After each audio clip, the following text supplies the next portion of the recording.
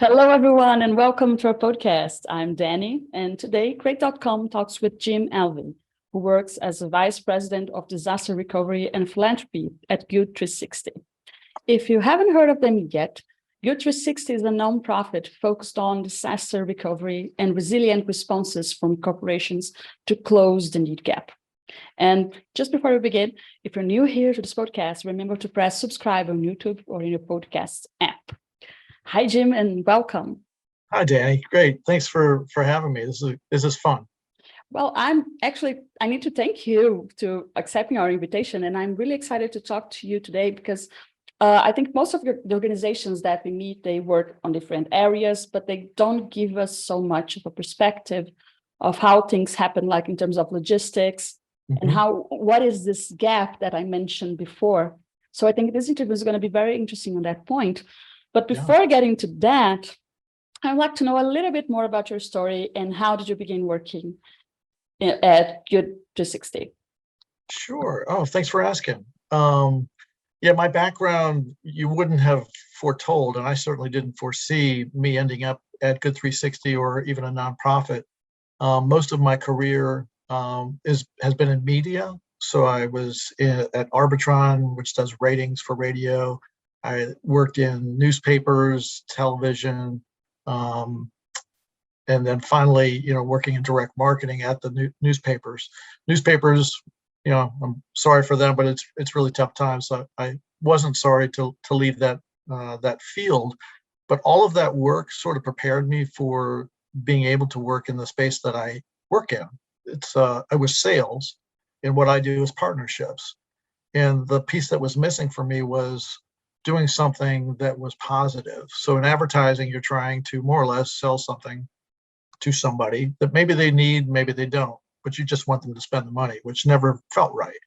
In what I do here, I'm working with companies that have products that they need to move and nonprofits that need products. So all of that work that I did in sales and a partnership and a managing leadership sort of positioned me to be in the right role here. So I couldn't have been more thrilled. In 2016 is when I joined Good360, and it's been a perfect fit. Wow, that's wonderful. And I love to hear that because I think so often people sort of change their careers or their paths to work on nonprofits. And this is really uplifting, I think. Oh, absolutely. Every day I wake up and I'm anxious to get back to work, and my wife has to pull me off for dinner at the end of the day. So I love what I do. Much like you, as we were talking about, we get to do good things, share good news, make people feel better in a world that's pretty crazy right now. Yes, it's so much needed. And now you said a few things about like moving products, and that reminded me of something that you have on your website, which is great, by the way. That is the concept of product philanthropy. I'm not sure that our listeners really know what that is about. Could you explain it to us a little bit? I appreciate you saying that, because one of the things we almost always say in text or in writing is that we're the global leader in product philanthropy. And I always wondered, does that resonate, or does anybody even know what that means? What it really means is that we, more than anybody, any other nonprofit, move what's called in-kind donations. So rather than money, products. So our space is products. So when we say we're the global leader in product philanthropy, that means that we distribute more donated product from companies than any other nonprofit organization. And it's an unusual space, and not one that is popular by other nonprofits. It can be very challenging if you don't get the right products or you get them at the wrong time. The logistics we'll talk about in a few minutes really get challenging, and we try to make it easy for companies to donate, and then easy for nonprofits to get only what they need at the time they need it. Got it. Yeah, it's really something that I personally didn't really know about. So thank you for clarifying those things. And just moving to the exact niche that you work on, what is the real work that you do at Good360? Yeah, so our work, we say we're closing the need gap. And what we mean by that is we're providing donated products from companies. And when we say companies, we mean manufacturers and retailers, either somebody who makes something like a Nike, um, or a retailer like a Macy's that sells things. And both of those entities have products in excess. They're guessing all the time how much product they need to make and manufacture, or how much they need to bring in to be sold. Like who's going to buy how much of what kind of shoe or dress or shingle, for that matter. And they produce what they think is going to be needed, but it's not a perfect science. So there's a lot of excess. And you put on top of that products that have an expiration to them, that might be a year or more away, but they still don't want to sell that or have rules that keep them from doing that. And also brand changes. Companies buy each other. So there are lots of different reasons that there'll be excess. And what that causes for a retailer is costs. It's taking up warehouse space that they need to bring in new products that they want to move, and they're paying for that product to sit there, and it's not going to bring any value to them. So unfortunately, in the past, what's happened is a lot of product, and it continues to be the case, is thrown away, ends up in the landfill. Perfectly good product that could be used by somebody, and it's just easier to throw it away. We've been encouraging these top partners that we have, household names, that now no longer do that. They might liquidate some of the product. Liquidation means that they get some value for it in a different market, but more and more is being donated. So yeah, that's kind of what we do is we convince a company, a manufacturing retailer, to donate product as opposed to destroy it or liquidate it. And on the other side, probably the harder part is identifying nonprofits that need products to fulfill their mission. And what I mean by that is somebody may be working with veterans, and some veteran program that they have, they might need shoes for it. So that's a match. Nike shoes for a veterans nonprofit that needs them for an event they're hosting around shoes. In the disaster world that I work in, much more threading of the needle, very specific needs, right goods to the right people at the right time becomes critical. If we need to get shingles to a nonprofit that's building back homes in Eastern Kentucky after a flood, we've got to get exactly the right number of shingles to them when they need it. Sending them any sooner or later is going to cause a problem, because a truckload of shingles is going to be a problem if people are still in shelters or if they're still flooding. So those kind of things have to be worked out. So our teams across, we have about 55 people that work at Good360, constantly working on who needs what are some creative ways we can get product to them, and we'll talk about that.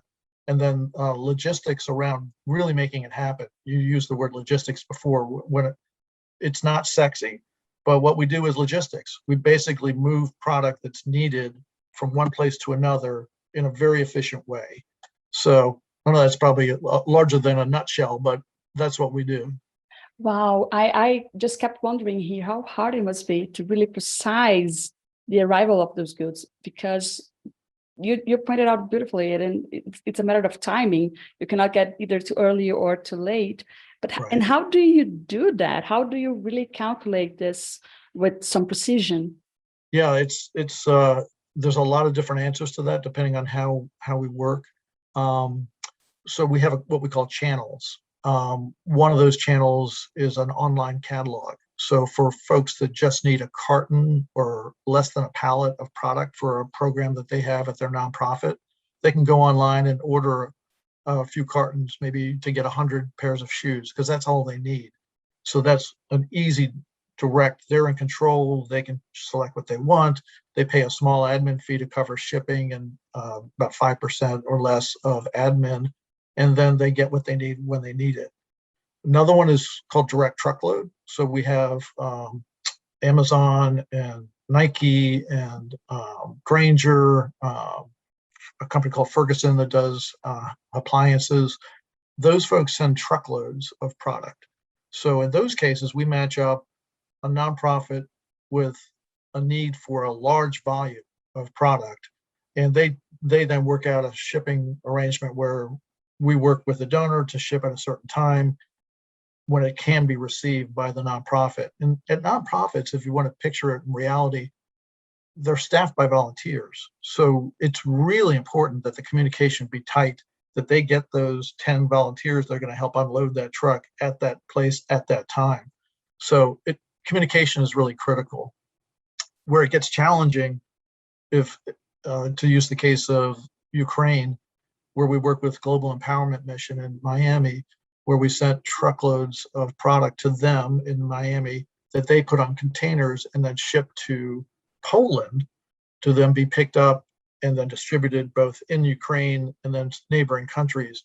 That's really complicated. So we lean on our partners like Global Empowerment Mission and some logistics partners like Lift Logistics, another nonprofit, and Allen, American Logistics Aid Network. So we have kind of partners in the space that we work with to thread that needle. But that can take up to 90 days to be received. So you've really got to plan. This is like the supply chain issues on steroids. Really plan for what's going to make sure that at the time it's received 90 days later, is it still going to be needed? That's been a challenge, and we're doing really well with that, but it gets complicated. It's a lot easier to have somebody, in some cases, they actually go to the donor and pick up in their box truck what's needed. And that's guaranteed to be the right time and the right size there.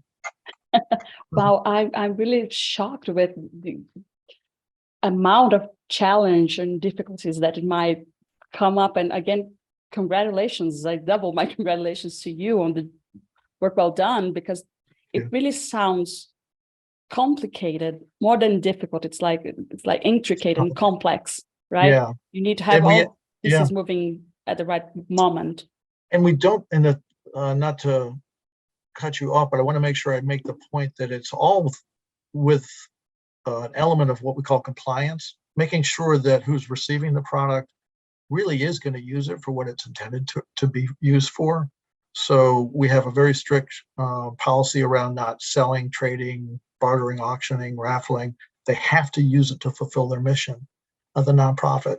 So that keeps companies like Disney and Nike and Mattel in good graces with us, because the worst thing that could happen is if somebody, a bad actor as we call them, fools us, takes a truckload of product and then sells all that. That's a worst case example. Thank goodness it has rarely happened, but it can happen. So we've taken really extreme measures to make sure that the nonprofits, we call them vetted.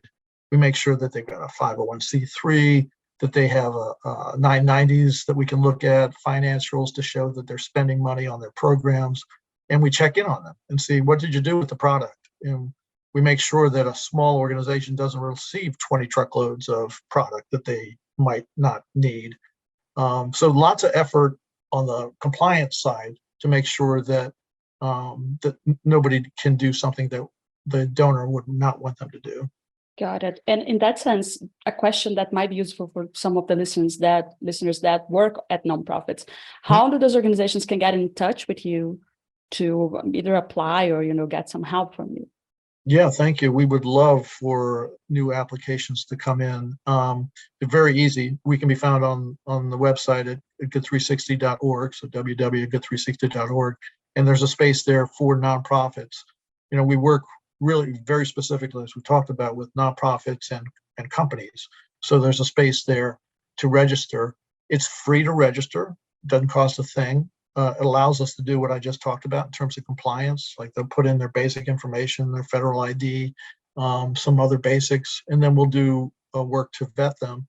And then they're able to utilize all the channels that we talked about. One I didn't mention was retail match. So once they're registered with Good360, they can look at the catalog, they can be truckload approved if they want to receive full truckloads, another level of compliance to make sure they have a warehouse and forklift and volunteers and space. But another one that they could do is called retail matching. So once they're a member, they can be matched up with a Bed Bath & Beyond or other stores, retailers that we work with that have returns. And in their community, they would go on a weekly basis and pick up the returns, consumer returns from that location for them to use. So just another avenue for product to be, rather than destroyed, because lots of times those products can't be restocked and they just end up in the landfill. So very easy to join Good360, and lots of benefits for nonprofits. So we're hoping that through your work, we'll get a whole bunch of new registrations. Well, I hope so too. And I actually gonna raise the the calls Yeah, here for people to thank you. get in contact. You're welcome to get in contact through your website. It's super easy to navigate. Everyone who is listening here can either find it, the link to it, either on the description of this podcast or on YouTube. And it's again really easy. It's a really well-designed website, and you can find more information than we are just talking here today in Yeah, there. yeah. Absolutely. Now, could you share some impact story that was significant for you? I think it would be nice to, so we can have a better picture of how it all works. Yeah, absolutely. You know, we work kind of outside of the ground. We lean on our partners. We can't do anything without companies that donate products, and then more importantly, the nonprofits doing the work. And we're sort of air traffic controllers. We're sitting there and we're doing this matching. We're working on our computers, phone calls, plenty of Zoom calls too these days. But we're not in the field. So periodically we get to go visit um, on the ground. And we sent a couple of members of our team down to Kentucky, the Mayfield Graves area after the tornadoes of December 2021. We always wait to make sure that it's safe to go. And we also make sure that there's partners in place that we can go visit and see if we can help. In that case, we had partners. Tempur Sealy was donating mattresses, and they're from Kentucky, so they really played a big part in that recovery. We can't thank them enough. On the ground, we had a group called Global Empowerment Mission, same folks that helped us with product in the Ukraine. And so this trio of our employees who had never been in the field before went to see what was happening. They went to Tempur Sealy, talked about mattresses, and then they went to the site where the tornadoes had hit. And it was described as coming over a hill where life was normal on this side, and when you got to the other side, it was desolate, just complete destruction. Buildings, homes, roads, just upside down, destroyed. And it was a moment where, for our team, not having seen that and not really being connected to it, was extremely impactful to see what had happened. What they were able to do as they moved forward into the space was meet with what's called a long-term recovery group. Those are the folks that are going to continue to stay on this recovery because they live there. They're community members, they're local businesses, they're nonprofits that live and work in that space. And they met with this long-term recovery group. And there were a lot of tears because people told their stories of what had happened to them and their families, what needed to be done, how they had lost hope, but had found it again with all the encouragement they got from the nonprofit organizations responding. And the combination of the experiences of seeing the destruction, seeing the hope, and us being able to do something about it was extremely powerful and life-changing for these three individuals from Good360. We're going to try to capture some of that in a storytelling, because as you said, the impact stories really drive activity for us as passionate employees, but also from a donation side, for companies to have a better sense that it's not just numbers. We can talk about numbers, and the numbers are staggering in terms of how much impact we've had, but there's nothing like seeing somebody in person, on a video, in a picture, that has received products that they really needed to move their life forward. So that was one for our team that was really, really impactful. Wow. Thank you for sharing that. And I can imagine how powerful it must have been to be there and see all of this. And now you actually brought me something, my final question for you today, that is, how can people help you keep going? You mentioned donations, but what are the best ways to help you keep going? I love the question because the answer will surprise you. Um, we don't, we work in a space where we work with donated products, but what we find ourselves doing largely is educating both companies and individuals about the right way to give in disaster. So what we ask people not to do is to just send stuff that they think might be useful to a disaster. or to send something that they might have heard in a news report that they need. That's called unsolicited goods. Nobody on the ground actually asked for that. And so there's a problem in the space of unsolicited products, clothing from closets, water, even toys, where I mentioned Western Kentucky. When the tornadoes came through, they mentioned that it would be great to send toys for the kids. Well, it was a few thousand homes that were impacted, but they got tens of thousands of toys sent. And so it became a problem. They still have warehouses full that they're trying to work through, and they will find good homes eventually, but it caused a problem. So we asked people, don't just send stuff. If you're going to work with a nonprofit on the ground that has specifically asked for things and there's a plan to get it, that's a whole nother story. For Good360, we work just with companies to make sure that products are new and have a sense of dignity with them. So for us, we ask for them to support us financially. And the ask is, so because we're working with products that are donated, we don't need to buy products. All we have to do is ship them, sometimes warehouse them. So funding to Good360 helps us to cover those direct costs. And again, we have less than a 5% administrative fee to the work that we do, the costs of what we do. And we have what we call an amplification. So we started to measure the good that we do through how much product gets distributed. Last year, over 14 million lives were impacted. Over $1 billion worth of product were distributed. But really, what did that mean? So from the money that was in Good360's hands donated to us, we have what we call a 50-time amplification. So for every dollar donated to us, $50 worth of products get donated. And you can see how that would expand from $100 to well over 500 and then millions of dollars. So the amplification becomes a really important factor for us, and it's been found to be compelling for people to support our work. It's great if they can help us in that way. Well, thank you. And I do hope they get in touch with you to help either donating financially or companies that might donate some goods for you guys. Thank you so much for talking to us today, Jem. It was a lovely talk. I loved it. Thanks, Danny. It was really enjoyable for me too. Next time we're going to talk about your guitar, okay? Oh, please. Yes. Let's do musician this. as well. Yes, so music brings us all together.